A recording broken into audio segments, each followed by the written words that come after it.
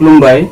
के production बर' रादाब YouTube चेनेलाव नोंथांमोनखौ बरायबाय। मैया 27 जुन 2019 बृहस्पतिबाराव जालांनाय असिया फोरबो लोगोसे फोरबोजों लोब्बा लाखिना उदालगुरिनि सिङाव थानाय नासनसालि गामि आफादा 2019 मायथाइयाव ओनसोलसे आरो हायार सेकेन्डारि आनजादाव उथ्रिनाय फरायसाफोरखौ बरायनायजों मान बावनाय हाबाफारि खुंफुङो। बे हाबाफारियाव गाहाय आलासि महरै बाहागो लादोंमोन दुलाराय बाथौ धोरोम लाइमोन मिरु आफादनि लेङाइ आफादगिरि रजेन बर'आ। नासनसालि गामि आफादा असिया फोरबोखौ गाजा गोमजायै खुंफुङो। आलासिनि बिबुंथियाव बर'नि गुबै बाथौ धोरोमनि असिया फोरबोनि सोमोन्दै बर' बिथाङा मेहेरगोनां बिबुंथि लाखियो। जोंनि बाथौ धोरोमनि फोरबोआ मोनबा बिनिनो नैबे नैथि फोरबो दिनै असिया खेराइ फोरबोखौ जोङो खुंनो लादों आरो जोङो जोंनि धोरोमनि खान्थि बायदियै जोङो बोसोरफ्रोमबो बे फोरबोखौ खुङो आरो बेनो जाबाय असिया खेराइ फोरबो। असिया खेराइ फोरबोआ जाबाय जोंनि आलासिनि बिबुंथि उनाव 2019 मायथाइयाव ओनसोलसे आरो हायार सेकेन्डारि आनजादाव उथ्रिनाय फरायसाफोरखौ फारियै बरायो आरो मान बान्था बावो। मा आनजादाव उथ्रिदोंमोन? हायार सेकेन्डारि ना? नोंना स्ट्रिमा मामोन? आर्ट्स ना? नों बेसेबां मोनदों?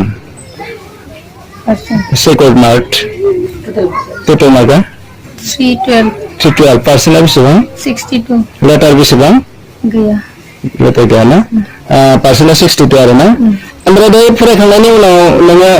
रिजाल्ट मोनखांबाय नोंथाङा दा बबेयाव एडमिसन लाखो? टंला कलेज ना? ओमफ्राय नोंथांनि बे जा देरहानायनि गेजेरजों उन जोलैनि गथ'फोरखौ नोङो मा होननानै मेसेज हरनो नागिरदों? नोंनि जा गामिनि फरायसाफोरखौ माबोरै फरायनो थिनगोन नोङो? मोजाङै फरायनो। नों बेसेबां फरायदोंमोन सानसेयाव? ओरैनो बारा फरायामोन। ओमफ्राय मिडियामा मामोन? इंलिस मिडियाममोन ना? बबे फरायसालिनिफ्राय? इउएन एकाडेमिया माने बर' मिडियामसो दा? औ माबाया कलेजा थेंक इउ। दा बिथां मुङा मामोन होनदों? पुर्निमा बर'। दा बिथांखौ बावगोन बे नासनसालि गामिनिनो गाहाय दौरि बिथाङा मानखौ बावगोन पुर्निमा बर'नो।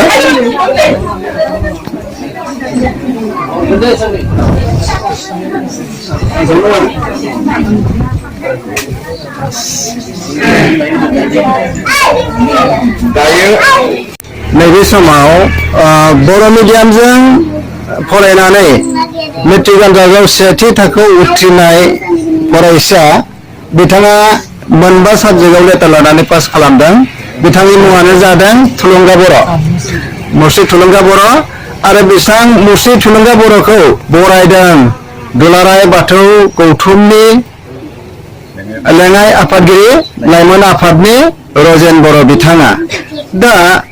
बिथां रजेन बर'आ दिनैनि जा फरायसा गथ'फोर बे फरायसा गथ'फोरखौ माबायदि फरायनानै जोंनि धोरोमनि मानसिफोरनि गेजेराव फरायनानै देरगानाय लाना फैनो हागोन बिनि सायाव बिथाङा मा बुंनो नागिरो? आं मा होनना मेसेज होगोन बिथाङा बर' फरायसाफोरनिसिम? गिबि गिबियावनो आं खुलुमनाय जासिबाय। आं बेखौनो बुंनो सानो आंनिनो फरायसा बियो आरो न'खरावबो जेबो गैया मोजां रोखोमै पास जादो जोंनि स्कुलनिफ्रायनो स्टार मोनदों बियो। जोंनि मोनसे चेलेन्ज होदोंमोन आरो गथ'खौ मा नोङो मोजां फरायनांगोन आरो माने स्टार लाबोनो हायोबा बा आंनि साबजेक्टआव नोङो जुदि लेटार लानो हायोबा आं डिक्सनारि गांसे होगोन होननाय जादोंमोन। हिसाबै आं इंग्लिश बर्डआव डिक्सनारि होगोन होनना सानदोंमोन आरो नाथाय बिथां पुर्न बर' बिथाङाबो थुलुंगानो मान बावदों। बे पुर्न बर' बिथाङा सासे गामिनिनो बिथाङा फोरोंगिरिबो। बिथांनि जा उथ्रिसारनाय हाबाफारि बे उथ्रिसारनाय हाबाफारियाव आरोबाव जाहाथे बिथांनि उननि जिउआव मोजां देरहानाय लाबोनो हायो बेखौनो मिजिं खालामनानै बिथाङा गांसे डिक्सनारि ना अक्सफर्ड डिक्सनारि बिथाङा मान बान्था हिसाबै बावदों। मोनसे बाथ्रा बुंनो सानदों जोङो बे गामिनि थाखाय इयुननि जोलैफोरखौ मोजां जाजानायखौ लुबैयो साफ्रोमबो फरायसाखौ मोजां जाजानायखौ लुबैयो फैबाय थानाय बोसोराव जोंनि गामिनिफ्राय क्लास 10 सासेबो गैया एबारै जोङो नेक्स्ट बाराव बरायनो थाखाय आरो दा जोङो चेलेन्ज होबाय थादों बे नुनायपुरा हाइ स्कुलाव माने सोर थुलुंगानि माबाखौ रेकर्डखौ सेफायनो हायो दा हिसाबै जोंहा 9 दङ रसिता बर' जोंहा निनो भागिन जायो बेखौ जोङो नाजादों जाहाथे बियो माने जोंनि गामिनि थाखाय मोजां मोनसे मुं लाना फैनो हायो बेखौ नाजादों आरो जोङो बै फरायसाखौ बुंबाय थाखादोंमोन जोंनि फोरोंगिरि बिथांमोनाबो माने बहुतानो बहुत प्राइज होदों आरो बिनो माने मोनसे उत्साह होदों साइकेल होनाय दङ आरो माने डिक्सनारि दङ आरो जोंहा स्कुलाबो मान बावबोगोन बिथांखौ बावनाय जायाखै दा जोंनि उथिफुनाय जोंहा लाइमोन फरायसा फरायसुलि बिगोमा नोंथांमोनखौ बुंदों जाहाथे जोंहा सोलोंथायानो आथिखालाव बयनि थाखायबो गोनांथि मुवा मोनसे जानानै फैदों गतिके जों जायखौ फोरोङा मोनो मोजां रोखोमै जोङो फरायलांनो थाखाय बिगोमा बिथांमोनखौबो गाइड होनो थाखाय जोङो खावलायदों जोङो मास्टारफोरा बा स्कुलाव 9 घन्टाल'सो जों मोनो मेक्सिमाम टाइमखौ जोंनि फरायसाया बिमा बिफाजों थायो आरो दा बेयाव गेलेनाय माबानाय सम बायदि एक्सुअलि किसुमान स्टुडेन्टफोर दङ जायफोरनोखि फरायनांगौखौ बुंनो नांलायलाया आरो माने टाइम टेबोलखौ गावनो मिथियो दा बेबायदि जाहाथे उन सङो गासैबो थुलुंगानि बिदि जानो थाखाय जोंनि गामिनि दा फरायबाय थानाय फरायसाफोरा जुदि जायोबा जोङो जोबोद मोजां मोनगोन हयथ' जोङो टंला हालामनि गेजेरावनो मोजां मोनसे गामिनि पजिसन बे गामियाव गोबां फरायनाय मानसि दङ साख्रियाल बहुत दङ दा बेबायदि साख्रि बाख्रि फैयोबानो गामिनि मोनसे सिटुवेसनाबो मोजां जागोन सोलोंथाइ थायोबानो जोंनि गेजेराव खोमसि फोथायनाय बहुत दङ बे खोमसि फोथायनायफोरा जाहाथे जोंहा बे सोलोंथाइनि सोरांजोंनो गोमोरनांगोन दा जोबनायाव मोनसे मेसेज होनो जोङो दुलाराय बाथौ गौथुम लाइमोन आफाद जानानै जोङो जोंनि गामियाव मोनसे लाइमोनफोरनि थाखाय आर'ज लानायनि बेबस्थाखौ जोङो डिस्ट्रिक्टनिफ्राय एप्लिकेसन फैबाय अब्लाबो जों लानो हायाखै गामियाव दा दिनै लाइमोन आफादनि आफादगिरि नेहाथारि नोंथांमोना दङ हयथ' जोंनि लाइमोननि आर'जआ मस्ट प्रयजन दिनै खुदिया खुदिया गथ'फोरा एलपि स्कुलाव थांनाय गथ'फोरा जोंनि बे आर'जआव फैनानै हयथ' माने जोंनि मरेल केरेक्टार माने जोङो नैतिक गियान दानो हानायनि मेन जायगायानो जाबाय नैबे दिनै फरायसालि एलपि स्कुलाव नैतिक गियाना गैया माने जोङो बिमा बिफाखौ बोरै मान सनमान खालामनांगौ जों इसोरखौ मानो गिनांगौ जोङो मानो फरायनांगौ फरायोब्ला मानसिया मा जायो बेफोर जिनिसफोरा थारैनो ঐশ্বरिक मोनसे शक्ति दङ गोहो दङ आरो बै ঐশ্বरिक शक्तिखौ मोननो थाखाय जोङो थानसालियाव फैनांगोन आरो जोंनि दिनै लाइमोन सेंग्रा सिख्ला गथ'फोरखौ उन्दै उन्दै खुदियाफोरखौ दिनै दुलाराय बाथौ गौथुमा लाइमोन आर'जनि गेजेरजों बिसोरनि केरेक्टारखौ चेन्ज खालामनो थाखाय नैतिक गियान दानो थाखाय जों आवगायगासिनो दं दा बेखायनो आसा फारियो जोंनि गामियावबो बेबायदि मोनसे परिबेखखौ जोंनो बानायना होनांगोन जों गार्जेनफोरानो दिनै मंगलबारनि मोनाबिलि समाव लानायनि बाथ्रा बुंदों दा बे समाव जोङो जायफोर गथ'फोर दङ स्कुलाव थांबाय थानाय गथ'फोर बै गथ'फोरखौ स्कुलाव जेरैबायदि दोनहैयो बेबायदिनो जोंबो थानसालियाव बै मंगलबार साननि बेलासियाव जुदि लाबोनो हायोब्ला बेवहायबो गोरों गोरों जोंनि दौरिफोरनि बानिफोरखौनो जोंनि गोथार मैखुननि बानिफोरखौनो फरायहोनानै बिथांमोननि गोसोखौ बा नैतिक गियानखौ सोलायहोनो हागोन जे बे मोनसे माखौ आसा फारिदों आरो दुलाराय बाथौ गौथुमनि जानानै आं बे मोनसे मेसेजखौ होदों जाहाथे जोंनि गथ'फोरा नैतिक गियान आरो नैतिक गियानखौ आरजिनो हायोब्लानो सासे गथ'आ आखल गोनां जायो आखला मोजां जायोब्लानो जोङो जेरावबो मा खालामनो हायो जौगासार खालामनो हायो बा देरहासार जानो हायो दा आखल होनाय जिनिसा ओरैबायदि मोनसे जिनिस माने गरसे खन गोनां बेगर बायदि जाय बेगरखौ जेरावनो फोनानै दोना मानो बियो मोनसे समाव बिफां रज'गोन आरो थिग बेबायदिनो जों जुदि जोंनि नैतिक गियान केरेक्टारफोरखौ थिगके लाखिनो हायो आखलखौ थिगके दानो हायो अब्लाना नों फोरोंगिरिया जा बुङो बे बुस्थुखौ मानिनो हानाय जोंनियाव माबाया जायो आरो जेरै जोङो थुलुंगानि बाथ्रा बुङो थुलुंगाखौ जोङो बुङोमोन फोरोंगिरि हिसाबै नोङो बेसेबां फरायदों माबायदि फरायनांगौ मा खालामनांगौ जिमानखि साजेसन हरो बे बुस्थुखौ बियो हयथ' न'आव फैनानै फल' खालामदोंमोन आरो बिनिफ्राय माने फोरोंगिरिनि सायाव फंसेबो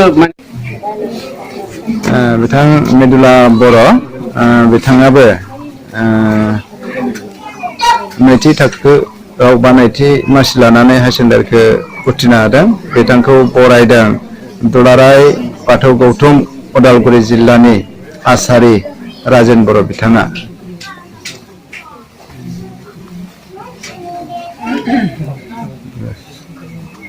फरायसाफोरा मान बावनायखौ लांफैनो हायाखै बिथांमोननि मानखौ न'खरनि बिगोमाया आजावफैनो थाखाय बिथांमोना हांख्रायनायावहाय हायना बर'नि जा बान्था बे बान्थाखौ न'खरनि बिगोमाया बिदोंना होदो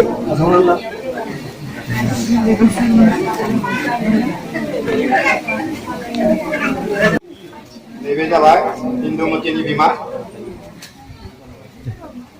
दा मनेश्वरी बर'खौ फैनो थाखाय खावलायबाय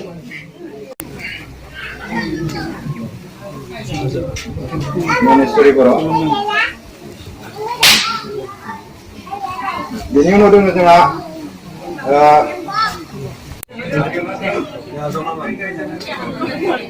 बिनय बर' बिथाङाबो उथ्रिसार जादों दायो जोंहा मेट्रिक सिगाङाव बेखौनो बुंनो सानदोंदि जाहाथे जोङो मोजाङै फरायनो थाखाय फार्स्ट डिभिजनखौ जोङो मानो बरायखो बेखौ जेनेबा फंनैसो बुंनो सानदों जों हरखाबैनो बे डिसिसनखौ लानाय जादों जाहाथे गुबुनफोरा सेकेन्ड डिभिजन थार्ड डिभिजन थांनायफोरा मानो जोंनो होआखैसै बेखौ सानना मोनाबो जानो हागौ बेनि बिखय आं फंनैसो बुंनो सानदों जोङो हरखाबैनो लानाय जादों जाहाथे बिसोरबो इयुननिफोरा बेबायदि जाहाथे आंबो सेथि थाखोआव उथ्रिनो हाबासो बेबायदि बरायजागोन सिनायथि मोनगोन बेबायदि जाहाथे नाजायो बेनि थाखाय जोङो बेखौ बे हाबाफारिखौ लानाय जादों हरखाबैनो ओमफ्राय दा नोंसोरनि गामियाव दा फरायबाय थानाय गथ'फोर दङ 9, 8, 10 फोराव बिथांमोनखौ फरायनायनि बेलायाव मा बिथोन होगोन नोंसोरो जोंथ' सानफ्रोमबो बिथोन होबायानो थायो फुङाव थाबैनो सिखारनांगौ दसे फरायनांगौ फरायसालियाव थांब्ला दुगै दोलोब थांनांगौ फोरोंगिरिफोरखौ मोजाङै मान होनांगोन ओजा फरायसालियाव आरो फोरोंगिरिफोरनि बाथ्राफोरखौ बोसोनफोरखौ मानिना फालिना सोलिनांगौ नुनो मोनदों दानि जायफोरा फरायफुनाय गथ'फोर बिसोरो माखासे गाज्रि बेसादफोरखौ लानानै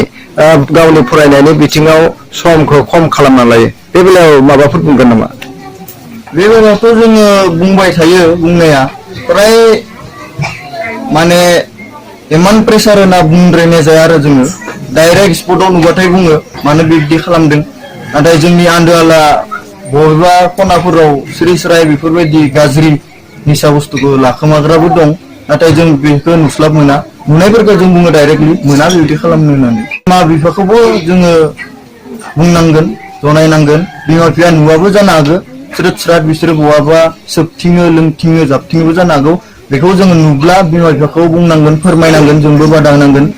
जे नोंथांमोननि गथ'आ गाज्रि बेसाद जादोंबा सोबदों लोंदों बेफोरबायदि जोङो फोरमायगोन होननानै सानदों नोंथांमोननि बिबानखौ जाहाथे बिसोरो इयुनाव देरहासार जाहैनो हाथों आरो बिसोर मा थांखि लादों दिनैनो बिसोरनि थांखि लानायनि समा बिसोर आरो थांखि लानायखौ जाफुंसार खालामनो हाथों देरहासार जानो हाथों होननानै जोङो जोंनि बे मोनसे नेरसोन हिसाबै जोङो बेखौ होनाय जादों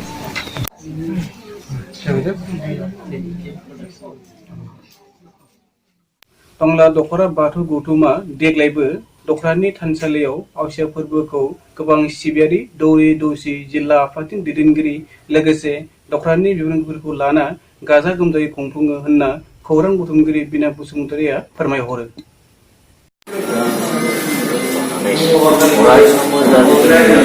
बै दुलाराय बुहुमाव Boro Bathou बिदि सोरखारनि जानाय जाहाथे अराय